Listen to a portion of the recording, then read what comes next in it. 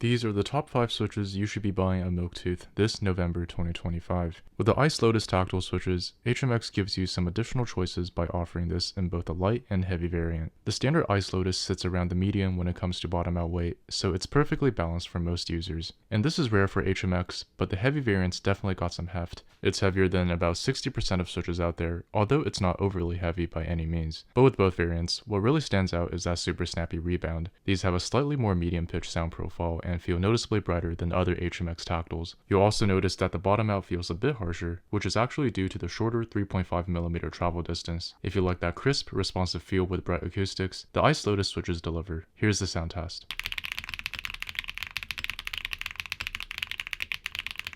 The Volume 0T takes a fresh approach to silent tactile switches. Right away, you'll notice the sound signature is unusually deep and soothing. Think soft thuds or the patter of gentle rain. So it's not completely silent. The tactile bump here is really substantial, and HMX's excellent factory lubing keeps everything buttery smooth. But what makes the Volume 0T stand out is the integrated double shot stem construction. The stem and silencing pads are molded together as one piece, giving you better consistency and stability compared to traditional silent switches, where dampeners are added separately afterward. The silicone is slightly harder here, so the bottom out feels firmer and you get to hear a bit more of that satisfying sound. Take a listen to the sound test.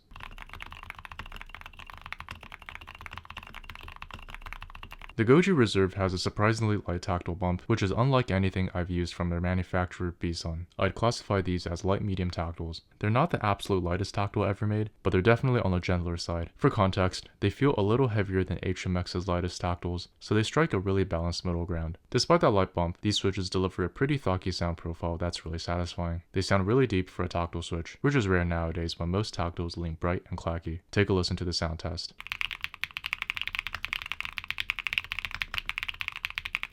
The Firecrackers are without a doubt the tactile switches that are not to be missed this November, because the designer is this keyboard enthusiast who goes by Yowzers, and she's literally everywhere in the keyboard community. I see her on keyboard Discord servers during work hours and during sleep hours, but that's how you know you've got someone who's committed to their craft. Now, the Firecrackers themselves are some of the best sounding tactiles I've tested. They feature a POC stem, which gives you a unique blend of materials that creates an incredibly premium feel and sound. As this community member says, the HMX Firecracker is easily HMX's best tactile to date. I would have to agree. You get a capital P-shaped bump that's pronounced and satisfying, and the bottom out is solid but not harsh. Everything about these switches just feels dialed in. If you're only going to try one tactile switch this November, make it the Firecracker. Take a listen to how they sound.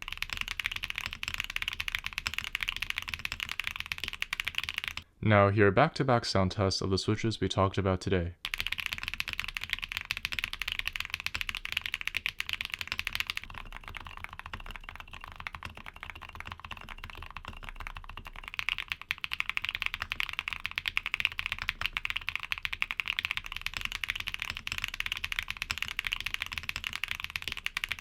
But if you want to take a look at my top linears and tactiles of the year, make sure to watch one of these videos here. For now, thank you so much for watching, and I'll see you guys in the next one.